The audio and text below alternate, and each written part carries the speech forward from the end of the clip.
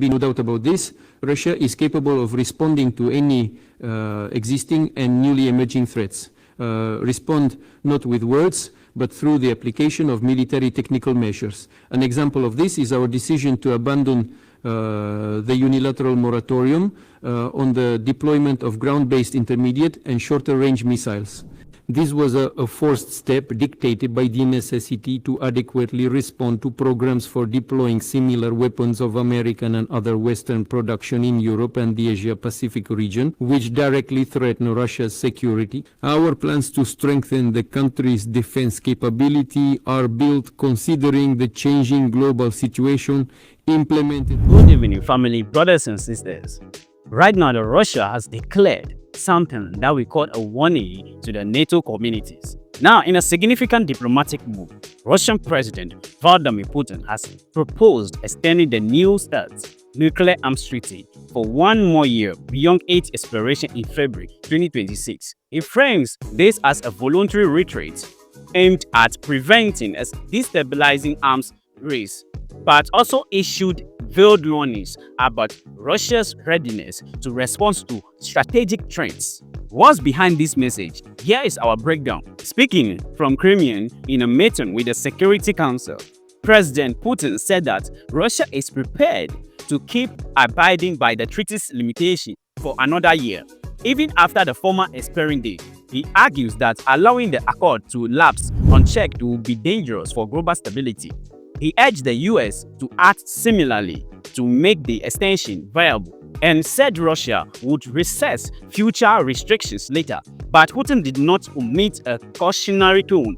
He cautioned that Russia is ready to respond to threats with military technical means if necessary. So analysts see this as a calculated diplomatic signal, one that positions Russia as cooperative on arms control, while preserving bargaining power over Ukraine-related and strategic negotiations. The move also avoided a wholesale collapse of the last remaining major US-Russia arms control framework.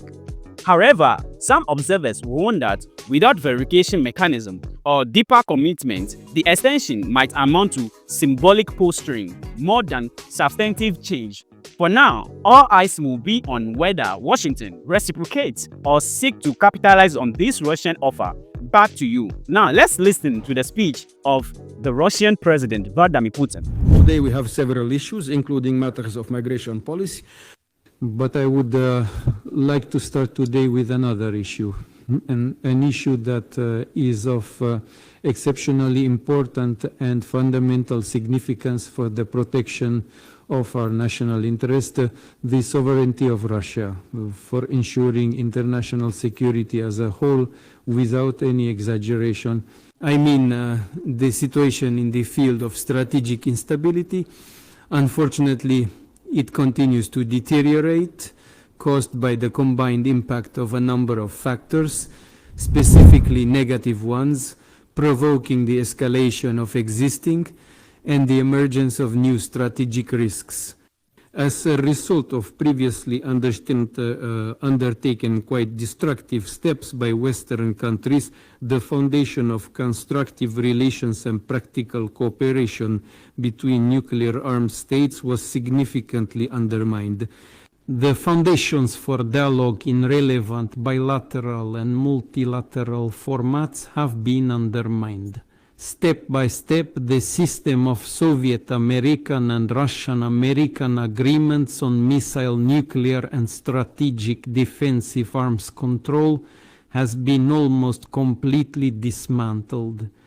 The system worked both to stabilize the situation between the states possessing the two largest nuclear arsenals and, in general, to strengthen global security. I will repeat again, we have repeatedly spoken about the reasons and possible consequences of this state of affairs. Multiple problems accumulated in this strategic sphere since the beginning of the 21st century are linked to the West's destructive actions, their destabilizing doctrinal concepts and military technical programs aimed at undermining global parity to achieve an attempt to achieve absolute overwhelming superiority. We consistently and thoroughly focus on these issues. We criticize this position. Not only did we emphasize the extreme danger of further degradation of the situation, but we also repeatedly put forward specific ideas for its joint management. However, our warnings and initiatives did not receive a clear response. I emphasize, and there should be no doubt about this, Russia is capable of responding to any existing and newly emerging threats. Respond not with words, but through the application of military technical measures. An example of this is our decision to abandon the unilateral moratorium on the deployment of ground-based intermediate and shorter-range missiles. This was a forced step dictated by the necessity to adequately respond to programs for deploying similar weapons of American and other Western production in Europe and the Asia-Pacific region, which directly threaten Russia's security. Our plans to strengthen the country's defense capability are built considering the changing global situation, implemented fully and on time. We are confident in the reliability and effectiveness of our national deterrent forces, but at the same time, we are not interested in further escalating tensions and fueling an arms race. Russia has always proceeded from the preference and priority of political and diplomatic methods for maintaining international peace based on the principles of equality, indivisibility of security, and mutual consideration of interests. I would like to remind you that the last significant political diplomatic achievement in the field of strategic stability was the conclusion of the Russian-American Treaty on Strategic Offensive Arms in 2010. However, subsequently, due to the extremely hostile policy of the Biden administration, by violating the basic provisions on which this treaty was based, its full implementation was suspended in the year 2023. Nevertheless, both sides declared their intention to voluntarily continue adhering to the central quantitative limits of the Strategic Offensive Arms Treaty until the end of its life cycle. She stayed there to both. Thus, for almost 15 years, this agreement has continued to play a significant positive role in maintaining the balance of power and certainty in the field of strategic offensive arms. The term of the New START Treaty expires on the 5th of February 2026, which means the imminent disappearance of the last international agreement on direct limitations on missile nuclear capabilities. A complete rejection of the legacy of this agreement would be, from many perspectives, a mistaken and short-sighted step, which, in our opinion, would also negatively impact the objectives of the Nuclear Non-Proliferation Treaty.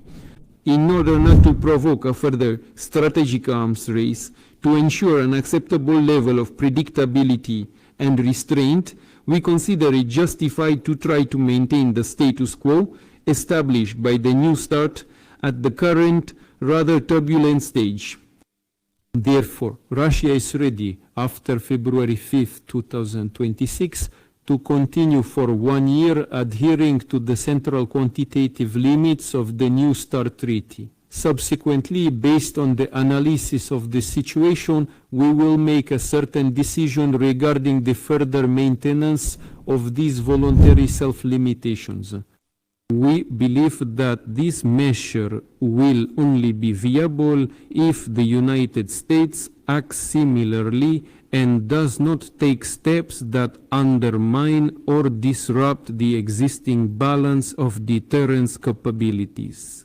In this regard, I ask the relevant agencies to continue closely monitoring the corresponding activities of the American side, primarily concerning the strategic offensive arms arsenal. Particular attention should also be paid to the plans for expanding the strategic components of the United States missile defense system, including preparations for deploying interceptors in space.